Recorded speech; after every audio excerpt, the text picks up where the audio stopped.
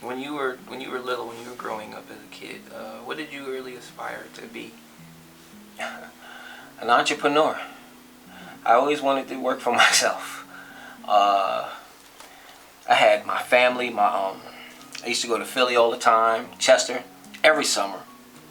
So my cousins, they're cutting hair. They had businesses. My Uncle Bill, he lived with us in the Bronx for a good few years. Entrepreneurs. I was around entrepreneurs. So I always wanted to work for myself. A good story I always like to tell is my paper route. The paper route. Most people probably know about Mr. Softy in New York City. And it may be someplace else too. Mr. Softy, the ice cream truck, would always come around. And I remember, before I had my little paper route, ice cream truck come, I run like every other kid. I go, you don't go upstairs, you scream upstairs. Mom, Mom, Mom. I know she hears the music from the truck. And after a while, she would look over, and here comes down this silver ball, aluminum foil with 75 cents in it. All right, you're just making sure you watch where it landed. 13 stories from there, it's coming down. It don't hit you in the head like a rock. But, you did that, and actually after a while, you got to a point where there'd be sometimes, she just didn't answer, or maybe was asleep or something, and then Mr. Ice Cream Truck went on. But as I started to do my paper route, and I started to earn my own money, the one time, I remember the first time that the ice cream truck came, and I didn't have to call upstairs. I had the money in my pocket. I had enough money in my pocket to pay for everybody's ice cream there. Not that it was a millionaire or anything like that. Ice cream, at that point. But I could pay for a few people's ice cream right then and there as they ran. So to me, that was just so powerful. Powerful. But in order for me to do that, I had to get up 5 o'clock in the morning. I had to go deliver these papers. I had to go collect the money. I had to pay a bill. I learned business. I learned how to do business. So I did what a lot of those kids didn't do in order to be in that position.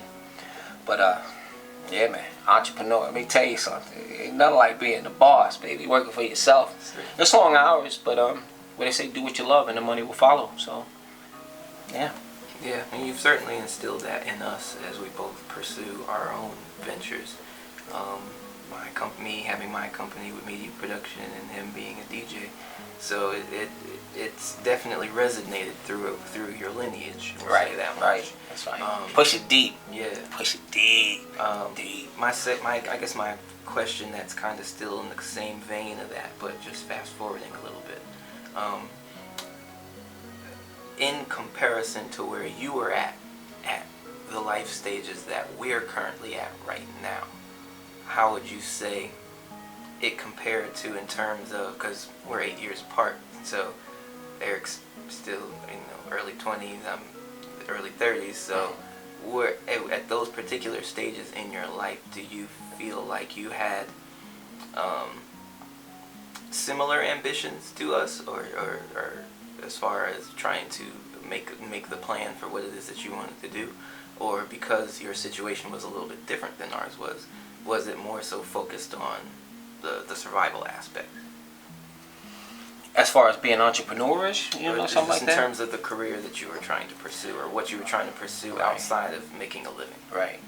Well, I've always, let me tell you something, I think it's just stuck in me as far as being an entrepreneur.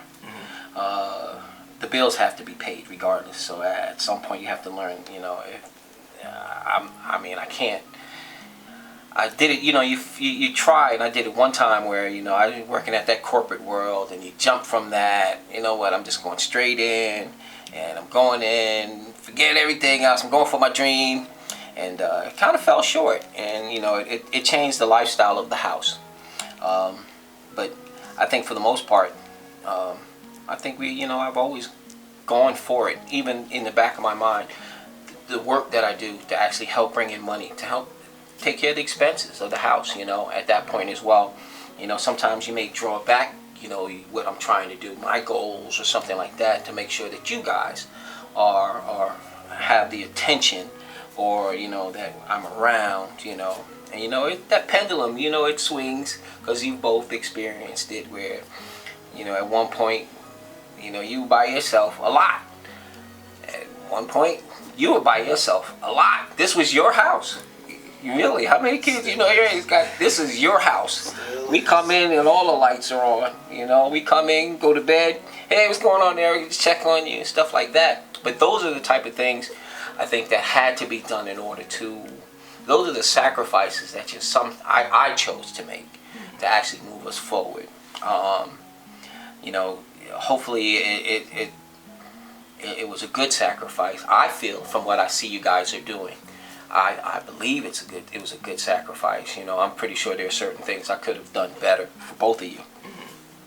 But I think at the end of the day, my thing is to make sure you guys are very successful.